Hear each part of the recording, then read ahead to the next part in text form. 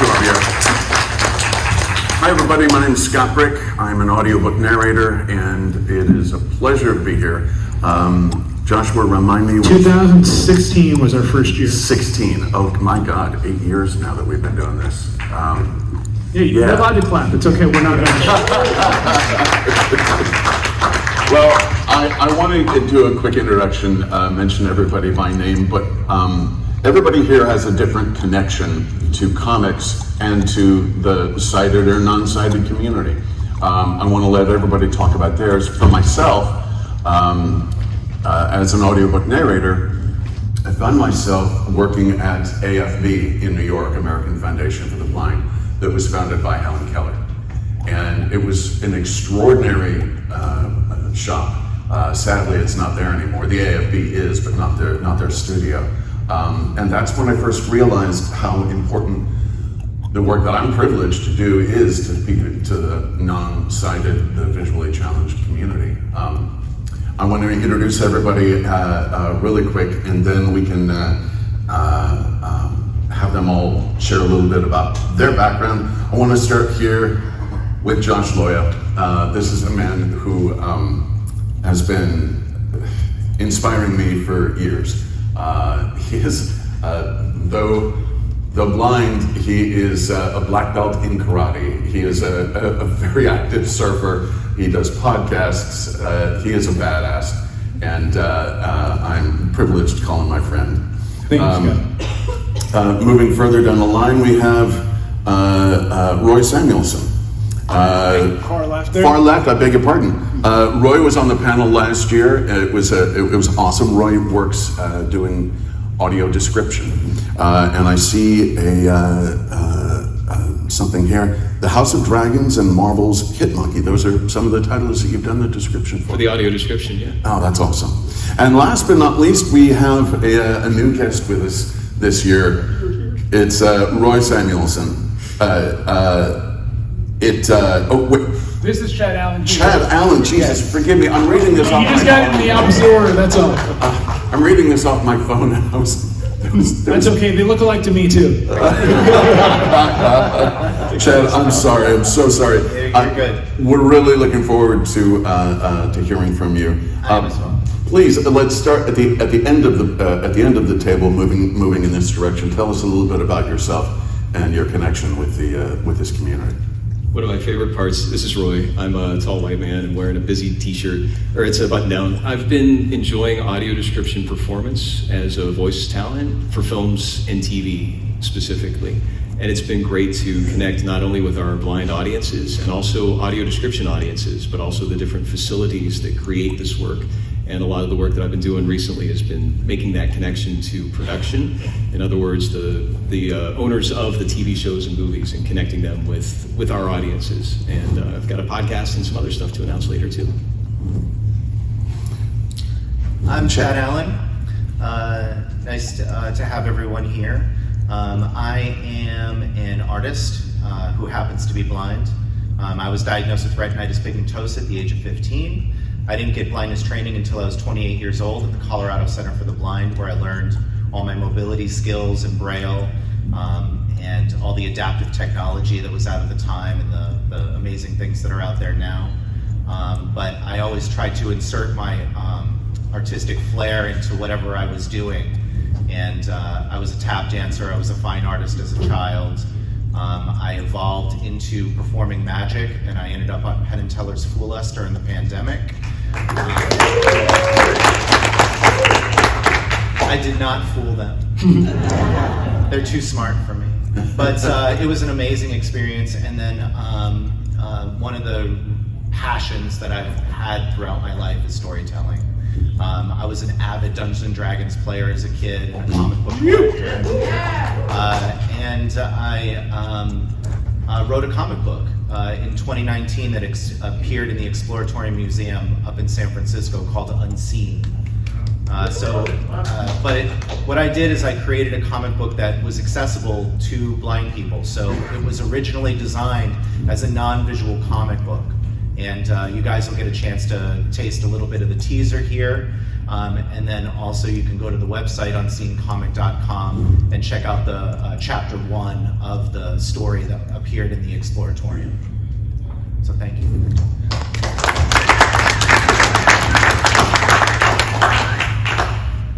Name is Joshua Loya. I am wearing these sunglasses so that I look blind because that's the only looking I usually get to do. I didn't respond to all of that. It's okay. I promise I'm funny. I am a stand-up comedian. That's been where I put a lot of my effort. But I'm blind now. I've been visually impaired my whole life. Lost my eyesight in a martial arts accident when I was 15 years old. Hit myself with a pair of nunchucks. I had all of Napoleon Dynamite's enthusiasm without his skills. So but for me, honestly, going through when I was really young, I had to be very careful about losing my eyesight. And I was very much involuntarily an indoor kid, very nearsighted, video games, comic books, movies, etc. Those were the things that kept my spirit alive. I've gone on now. I don't have to worry about losing my eyesight, so that's why I'm able to do the martial arts and the surfing and the, if you saw my more recent video on Instagram, the skateboard and skateboard crashing. So it's all about, for me, story, right? And so whether it's a comic book, whether it's a movie with audio description, whether it's a book that you're listening to with the sultry tones of my friend Scott here, is a human thing to get access and to enjoy a story and the possibilities of what could be, what might be, what may have been. It doesn't matter if it's a comic book or if it's something else, but we'll get into that a little bit more. So in case you're wondering about my nerd cred, by the way, I do have a very meaningful Yoda tattoo on my right forearm. I don't just live it, I ink it on my skin forever. I love it. What I've loved about the last 8 years is seeing the way that this panel evolves. At the beginning, I think, Joshua, it was just the two of us. Just the two of us, yeah. And I think there were 7 people in the audience. And but I knew that those 7 people needed to hear this. And the con has made it, given us this opportunity every year since. And I remember that first year that we did it, I came into this having no idea how in the world people who are visually impaired can enjoy comic books because it's a visual medium, or the MCU. And that's when I first heard about the audio description services. Could you give us a brief could you maybe explain what audio description is? Yeah. Oh, yeah. If you have anything prepared, Sure, I do. I'm just curious, anyone who hasn't heard of audio description, if you could raise your hand. Okay, so just to give you a little tiny idea of what happens in the world of audio description, it's also called video description or descriptive video or descriptive narration. The describer, who might be the writer or the narrator, or maybe it's both the writer and the narrator, or maybe it's the company, but not the production company nor the distributor, but another company gives their creation of a split track or a mixed track of a narrator. If the film or TV show even has it, which is depending on the distribution channel, like streaming, theatrical, broadcast, physical, like Blu-ray or DVD, or downloadable to your iTunes or Google Play or even YouTube. With any of these, each of which offers varying levels of access of audio description, either on an app or a TV or a cable box or a Chrome browser with a special plugin, or YouTube. Maybe it's a separate YouTube video with audio description, but maybe the audio description is separately downloadable that syncs up, and then you can listen to a narrator or or it sounds like a conversational robot, or maybe it's a narrator that sounds like a synth voice. But you don't know until the audio description is there, and when you hear it, it could be a few minutes into the show. So you wait and hope, and then you don't hear it. So you have to decide either to stop and complain, accurate, or just put up with it. But if you do decide to complain, who do you complain to? The local broadcast affiliate or a movie theater manager who's dealing with Karen's complaint about her unpopped popcorn kernel? Or do you contact one of the 47 plus streaming services by email or message, fax, Facebook, tweets, if that even exists anymore, or phone? But first, you have to find that phone, and you hunt down a number. And once you find that number, go through a press 1, press 3, sorry, your call cannot be completed as dialed, or try a different number. And that main line, another press 4, press 0, oh good, you get a real person. And it goes something like this. You say, oh yeah, my speakers aren't working. No, audio description isn't closed captioning. Sure, I'll hold, or maybe you go through an accessibility web link buried so deep it feels like you don't want to talk to you. And even then, when the audio description is there and it's bad, what does that even mean? Is the writing indicating things that the visuals don't have? Does a narrator of a suspenseful movie talk to you like you're a baby toddler? Does a kid's show have an uninterested adult narrating, which sounds as tasteless as cereal too long in the milk? Or is it just that aforementioned synth voice, like my friend Melody calls a puppet, or even kind of creepy like a horror monster, made to describe the lighthearted comedy romance film to you? And who chose that voice? And why? Does that voice get in the way of your experience? And do you have to keep fiddling with the volume up and down and down and down and up to try to hear it, depending on what's going on in the background? Or maybe the production audio ducks out of the way so you can hear the narrator, but all the other audio disappears, and it's jarring, and it takes you out of the story. And does this work that is created for blind people actually include blind people in the process? Maybe. So I don't know if that answers your question. That is the most, sadly, the most concise interpretation of audio description I've ever heard. For those of you who've been watching audio description, yes, I'll say watch because, if you're upset about that, I'll stop saying watch when sighted people stop appropriating blind culture by listening to audiobooks. But if you've been watching audio description, you're well aware that that's concise. The funny thing is last year during the panel, we had only just met, Roy and I, and in audiobooks, what we're told all the time is, slow down, take your time, because most people are listening in the car when they're exercising or what have you. He starts going off with that spiel. I'm like, dude, seriously, take it easy. I mean, he was trying to mellow him out when he thought he was going too boring. Just thought Roy was nervous, but no, Roy was a professional. He oh my God, I egg on my face, totally. So now that we know what it is, let me ask you this: how often are you doing this? How often are you laying down the description for various projects? Well, it really depends. Like each project that comes in, what's really interesting is that audio description has been around for 30 years. That only with streaming services in the last, 5-10 years, let's say 5, that things have really gone from maybe a few dozen projects to more than, I think, 11 or 12,000 projects. And if you can imagine TV and film, that's maybe a series, so there could be hundreds of episodes of one of those titles. In addition, there's also audio description for any visual media, so it could be at your local museum, it could be at some corporate event, it could be an educational video. So there's all sorts of access points for audio description, and you can imagine how wide a range of audio description opportunities there are. I was... Okay. Go ahead, Chad. I was just going to say that, when you do get through all of those experiences, and I literally have experienced every single one, waiting between the previews, having no description, and at the second the movie starts, hoping in anxiety that it's going to actually turn on, and then having it not turn on, and having to go and try and figure it out, only to miss the first 5 or 6 minutes of the film in order to get through the experience that is supposed to be there for me. There are the moments where it works. When it works, it's magical. And when I was in the room watching Doctor Strange for the first time, like I said, I lost my vision at 15, but I didn't get blindness training until I was 28. I was in my 40s by the time I was able to relive comics again in a way that I could relate to. And when the audio description came on for Doctor Strange, and I'm at El Capitan in Hollywood Boulevard, the hair on the back of my neck just went straight up because I went, oh my goodness, for the first time in 20 years, I'm back inside a comic book. And it really changed everything. When I went home, I realized that there was an opportunity for more. And that was my motivation for creating Unseen, is because this wonderful experience of audio description was isolated to only me in the theater. I wasn't able to share all those wonderful descriptions that were happening in my mind's eye as the movie was taking place. So if there is an opportunity to listen to the teaser, I'd say if we could do that. We'll definitely get there for sure. Okay. Yeah, absolutely. I'd love to hear that. It was funny though, when Chad was talking, I was thinking about around the same time, because the first Deadpool movie was released the same year that Doctor Strange was. And I went with a friend of mine who was also blind, and they had done a really good job. I wasn't having all the anxiety of things not working. And if anybody has seen the Deadpool movies, right, you know that there are a lot of little gags and little cited things that'll last for like all of 3 seconds.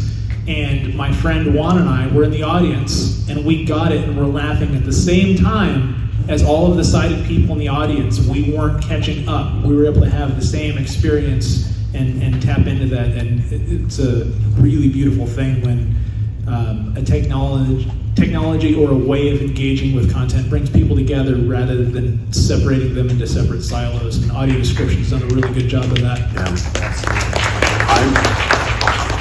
I'm grateful for it simply because I used to work in movie theaters when I was in college up in LA, and I was at Lemley's Music Hall, and I remember Stevie Wonder used to come in all the time. And, it was Beverly Hills. A lot of celebrities would come in, but I was like, Stevie Wonder is here. And it just really threw me. I was like, how can he watch the movie? And I remember I went up to him and I asked if he had a good time. And he gave me that radiant smile and he said, this movie sounds wonderful. and I remember thinking, I'm just so grateful to know that a lot of people are going to movies, but to know that a few decades later, now you can do it in the comfort of your own home. Now you get the audio description on TV and streaming as well as in the movie theater. Yes. Yeah. Probably more consistently available on. If you were to pull up almost any. This is such a wild thing for me to think about because I remember in the early '90s when it was first out, my mother was blind, and we would sometimes get a specialized video cassette that had a description of a movie that had been out forever. Now, when a show comes out, it's more likely to have audio description than it is to not. Yeah. For the new movies and new shows, and that's so different. Because I remember when Marvel's Daredevil first came out, for like a month, and you got to know that they had it prepared, but for like a month there was no audio description. Now, if anybody knows Daredevil, you got a blind superhero. How are you going to have Daredevil with no audio description? What's wrong with you people? But when it came out, oh my God, that changed everything. And then it consistently more and more. And now, new like Hitmonkey, when it came out, I didn't have to worry about it because it had audio description. Hitmonkey is something that Roy described, by the way. But we are in a danger zone too right now with AI. There's wonderful things that artificial intelligence is doing for the blind community. I don't know, Josh, how much it's there. It's useful when it's useful, and it's not useful when it's not. Right, and now they're trying to do more audio description with artificial intelligence, which I get it, but at the same time, this is an artistic expression. And we want the emotion of the audio describer to be part of the experience. Yeah. And so to lose that to some robotic voice, no matter how human-like it sounds, is really a detriment. That's a really great point, Roy. Roy, I'd like to ask you... Chad. No, I know. I'm saying that Chad, that's a great point. But Roy, I want to ask Roy, because the question is... Sorry, dude. See, no, I already laid the groundwork, by making that mistake. How much emotion are you putting into it? If you gave me 90 seconds, I could do a demonstration. Yeah, we got a thing right here, actually. Wait, I think we can vamp for 90 seconds. This is from a scene from a pretty emotionally challenging scene from a TV show, and the idea is to provide the nuance. So I'm not going to go over the top. She cries in his arms. I'm not going to milk it like that, but also I want to match it. So here's the beginning, and now I'm going to play the same scene with the same script that was given with me without my voice. So here's the first with me. They gaze into each other's eyes. Then Edison watches through a window as Ben enters Mr. Tan's room and approaches the bed with a heavy expression. The old man sits up in his bed. Ben gives Lewis the news, and his face collapses. His head drops down. So that's the first 26 seconds. I'm going to skip to the other version that a lot of blind people are subjected to. Can you guys hear? Can you guys hear that? Yeah. It's kind of faint. We're going to do our best we can here. Thank you. Excuse the noise. They gaze into each other's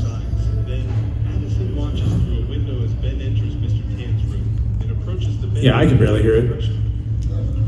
The idea is that it's just the same thing. There's no inflection, there's no feeling behind it, there's no pause, there's no sense of connection. Sometimes people call it the uncanny valley. And what happens is, in my experience, I'm not sure about our blind audiences, but it takes me out of the story.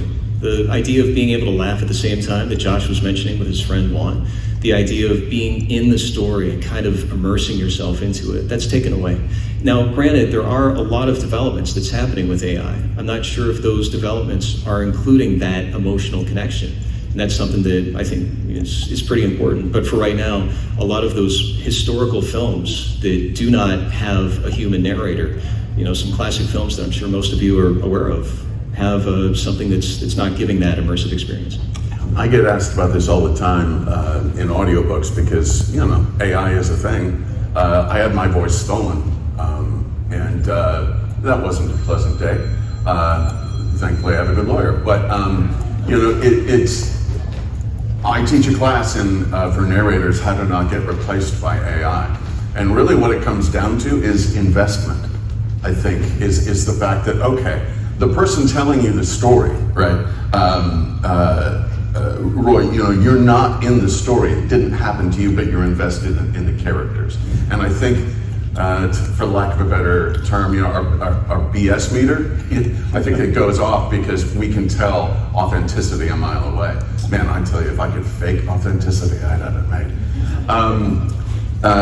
Chad, you talked about when it works, that it's elegant. Can you talk about when it doesn't, and what might?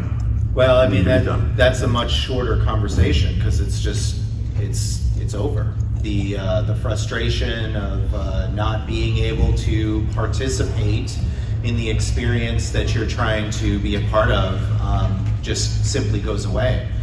So there's that uncomfortable moment of having to either become politically active and try and make change at that moment, or settle in and say, you know what, it's okay, I'm just going to watch the movie without, because I don't want to ruin the experience for everybody else that I'm with.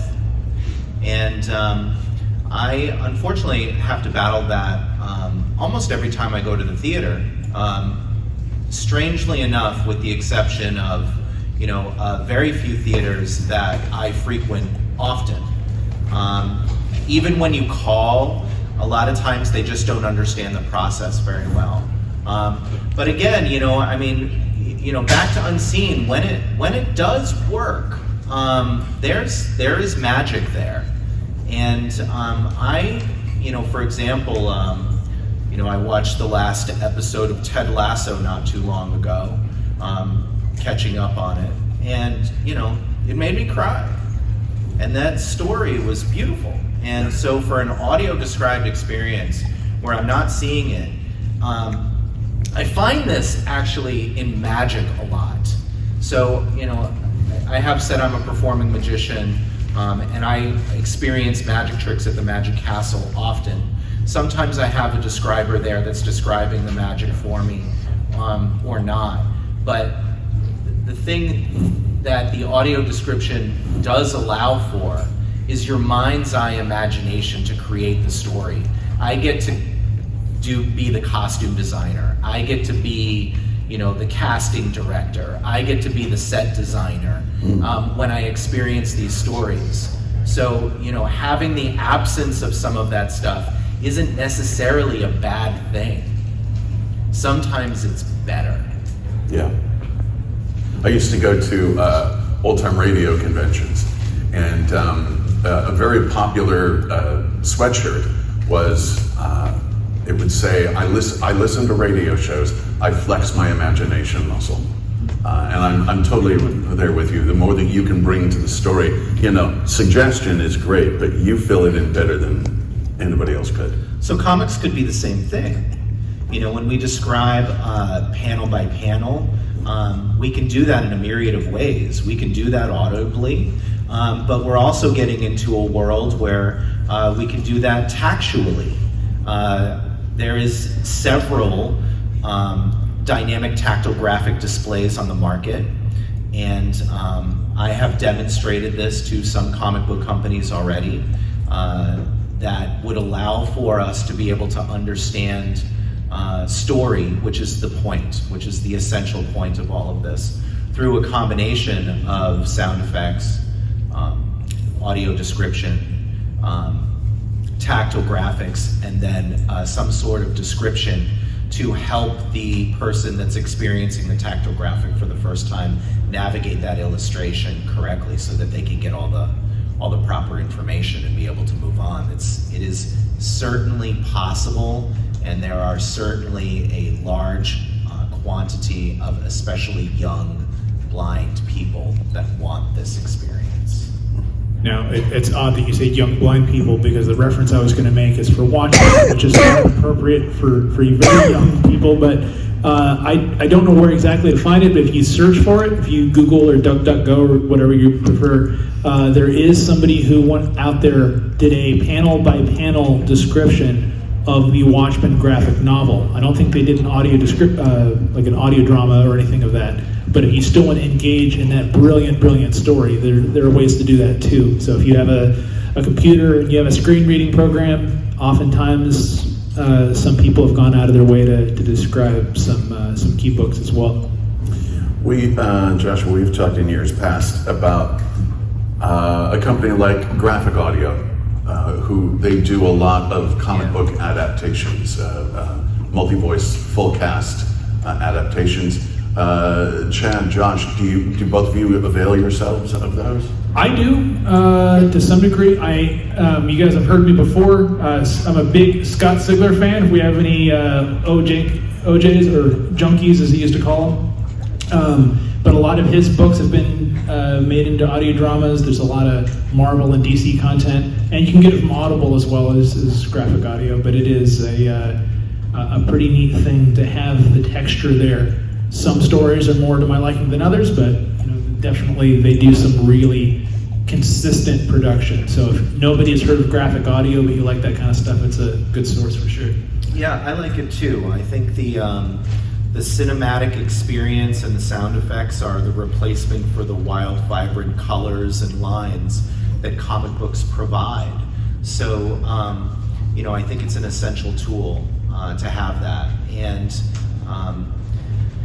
to be able to have the acting happen with the characters, during these graphic audio experiences are good as well. And then what I did with Unseen to add the extra layer is to put the audio description as part of the experience. And what that does is it drives the imagination a little bit more, so that the dialogue doesn't necessarily always have to be so descriptive in what it's talking about. That can be a little dull. Sometimes the sound effects don't necessarily provide a clear enough message to the audience to articulate exactly what you're trying to do. So having that, almost like a narrator, move your mind's eye into places. I've had people tell me before that they were trying to listen to my story in the car, and they had to pull over because it was so engaging that they were thinking about that instead of what was going on the road. Can we hear a little bit of that, actually, since we have an example? We were having some audio issues earlier, but I do want you guys to hear this if you can. Unseen is an audio comic. This is a story of You guys hear that? assassin from Afghanistan. I am Afsana. She is strong, confident. Soldier is subdued, and I have control of the vehicle. She's very, very good at what she does. Don't worry, I'll get him. You get out of here. Underestimating her is her enemy's gravest mistake. I don't know who the hell you are, but you'll never get away with this. Unseen. That's badass. So that was Misty Lee as my blind assassin, and Max Maven played Dr. Magnus, who unfortunately passed, but a very famous magician, and then I was doing some of the narration in that. How long is that? It's about, I wanted to, because this was primarily an art piece, for the Exploratorium, I really wanted to simulate the comic book experience as much as possible. So an average comic book is about 23 pages, so I made this 23 minutes. Well, that's great. That's a great idea. Where can people find it? And I'm asking for myself because If you go to unseencomic.com, it'll have the whole exploratorium experience there. The teaser is there, and then also the first chapter of Unseen. And I'm in the process of trying to make it into a full-length story. So if you know that there's people out there that are interested in helping me make this happen, spread the word. I definitely want to have a conversation with you when this is done because I would love to hear more of that. Yeah, that's really wonderful. And we will make sure we leave it open for at least a couple questions. I don't really have Yes, so much time. absolutely. If you have questions, I hope you'll stand up and come down here if you're able to. And we can come. Do we have mobile mics? Well, there's a microphone out here in the audience, Okay. down here in the front. If you're able to stand, great. If not, you can raise your hand and we'll call on you. Quick question before we get to the audience questions. Roy, do you do? I know you do the audio description, but some friends of mine who've done this in the past, they've also been writing the scripts themselves. Do you do that much as well, or? It's a great question. The difference with audio description for film and TV is a little different. There's a lot of live description. Right now we've got the Olympics happening, which has live description on Peacock.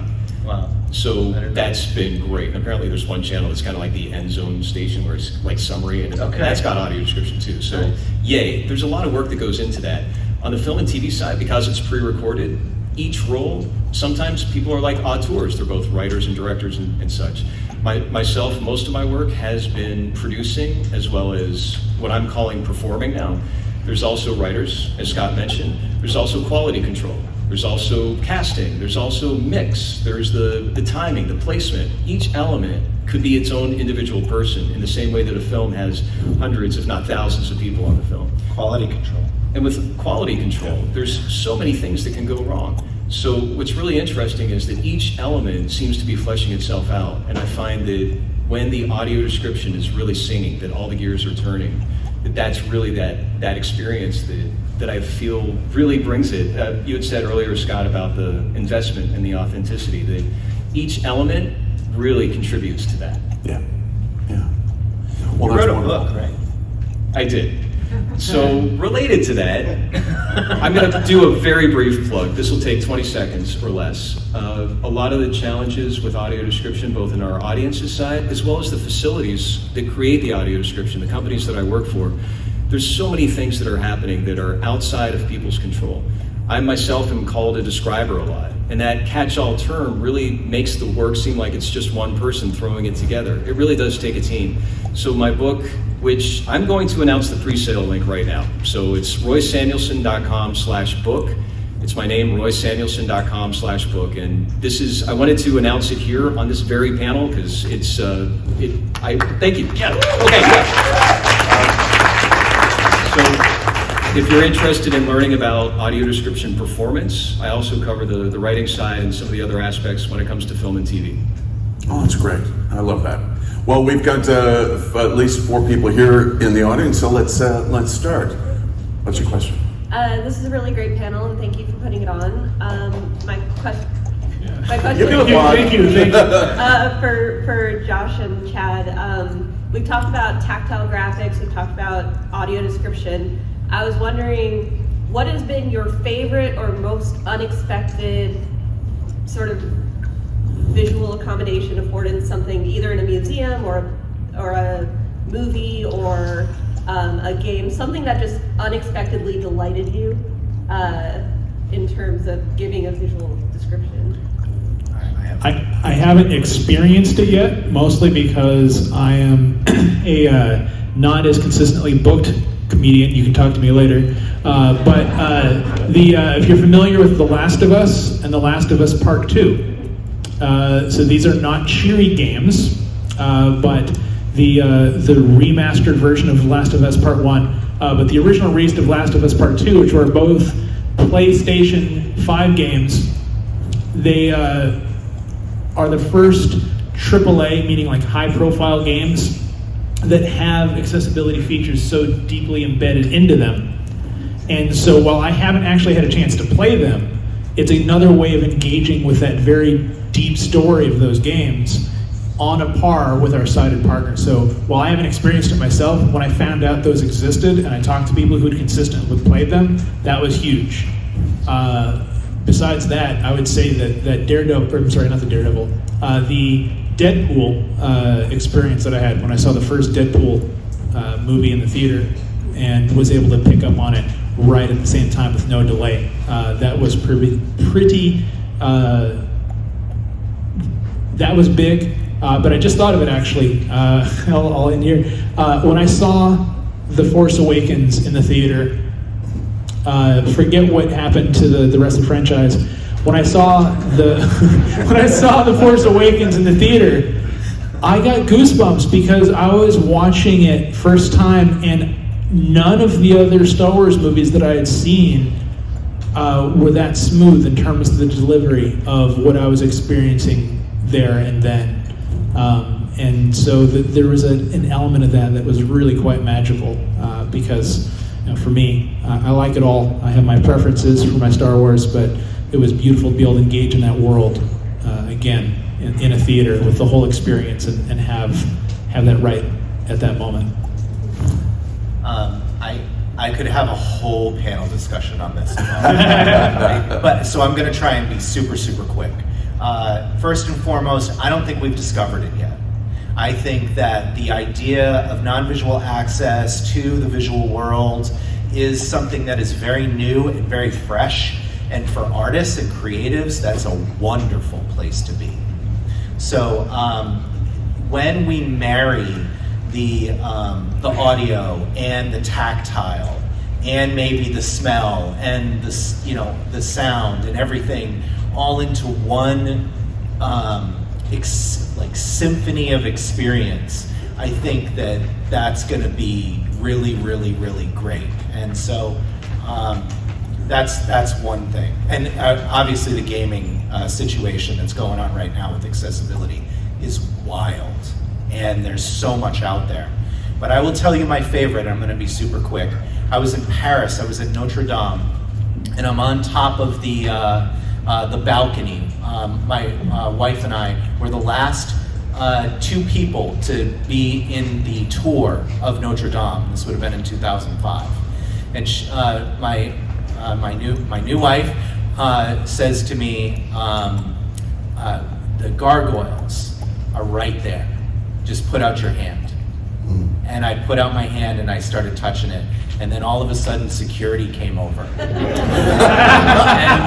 and they were like, just wait right here. And I was like, oh shit. Like, do we have our passport, whatever? And they cleared out the entire balcony, and it was just her and me that were standing on top of this balcony. And they were like, come this way. And they're like rushing us down. And I'm like, what's going on? And she's like, I don't know. And so we keep going, and all of a sudden I hear her go, and I went, what?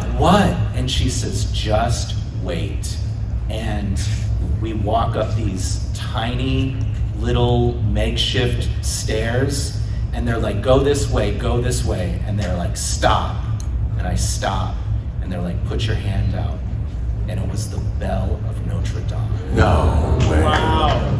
Oh my God. And then they were like, duck down, and they had both of us stand inside the bell. No way, that's amazing. So, beat that. All right, Chad, you win. And of course, a magician would pull something like story like that. That was a great question. Thank you for that. Beautiful, Next thank question. you. So I write tabletop games, role-playing games, and I wonder, because my last game, we decided to do a audiobook version of it. I want to know. Let's talk some more. What is it? It's actually called Exit Pursued by a Bear. It's a zine. Oh, the Shakespeare line. Yeah, it's a zine of dumb games about Cocaine Bear. Anyway, I am in. but I ran into some technical problems and everything, and I hired a friend of mine who's a voiceover actor, just getting started, to do the voiceover because synth voices aren't as engaging. But I wondered if you had any thoughts about how to do that elegantly. Include Tables blind don't people in the translate process. well. What's that? What Chad said. Blind people in the process.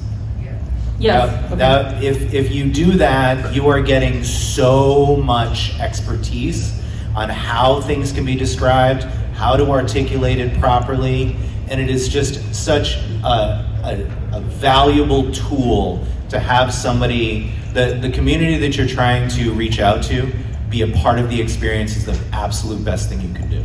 I also want to speak to something too, connected to that. Include multiple blind people, because there is no one way to do blind. Yeah. And then also too, something you may find interesting that for me, so earlier this year, my whole life I was, this was part of me, but I was diagnosed as having ADHD and being on the autism spectrum just a few months ago. And for me personally, sensory input can be a lot. And I've talked to friends of mine who are sighted, who are also autistic. And sometimes, for them, engaging with an audio thing can be another way. So you may find that for whether you're doing what you're doing with the tabletop role-playing game stuff, or whether you're doing other things, there are some people who feel more comfortable, whether they're autistic, whether they're not, whether they're sighted, whether they're not, that find audio-based, or not just audio-based, non-visual interaction with content more congruent with the way their mind works. And so if you want to have people who might benefit from it, include them in the process, include as many people as you can logistically manage, because you're going to get some really cool ways of conveying that information. Thank you. Thank you for your question. And we've got just a couple of minutes left. This is probably going to be our last question. I apologize if we're not able to get to yours. But please, what's your question?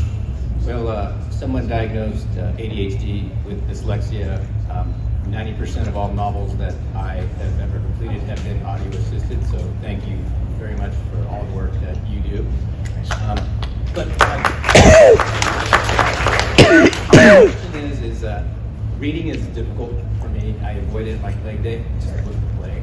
So is there a medium to where you can enjoy kind of the visual gifting and creation that the artists are giving, paired with the audio assistance that we would kind of need? Say that again?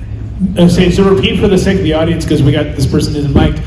Is there a way to pair the visual medium and the audio medium, or the other pieces connect so you can have that experience? Because sometimes reading is difficult. Oh, yeah. Am I adequately expressing what you're asking? Yes. Yeah. Okay, so absolutely. So when you are blind, there's a wider term for that. It's actually print impaired. So that includes dyslexic or anybody that has any difficulty with reading. So like all the services that I have from the Library of Congress are available to people that are print impaired. There's also low vision technology that can magnify different things. So if you can only see partially, and you need that assistance with the larger picture, then you can do that. And then there's one really quick thing I want to say, because I know we're going to be done here. I have Chad Allen Magic decks of playing cards that can be available in the back of the room, and then I also have Unseen Comic t-shirts that are also going to be available back there too. Thank you. Yep. I will say too, if you Amazon, if you buy a book on Kindle, you buy a book on Audible, they'll sync up. You can read it. I mean, it's not the same thing as the comic book you're talking about, but Whisper Sync. Whisper Sync, correct. And by the way, I don't have merch, but I can give you a pair of the sunglasses if you want to talk to me later. I want to thank you all for being here, but I especially want to thank Roy, Chad, and Josh. Their expertise is invaluable, and it makes this panel the highlight of my time every year. So thank you all. Feel free to say hi afterwards too. Yes, I think that's probably what he's going to say. Roy's doing autographs after this, so feel free to go hit him up. Yes, we do have a very tight turnaround in this room. We apologize. So the panelists are going to meet you out in the hallway that way. Please don't come up to the front unless you're just getting better seats for the next panel. But you can exit back there in the corner of the room. They will be able to meet you at their booths as well. Why don't you tell them where you are through the rest of the convention? Nice. I'll be at AA23 for autographs. I'll be wandering the world aimlessly. I will also be wandering, but you can hit me up on Instagram, Joshua the Jedi, spelled how you think. And I'll be here at the next panel. ChadAllenMagic.com and unseencomic.com. All right, can we have a big hand of thanks for this wonderful panel? Thank you so much.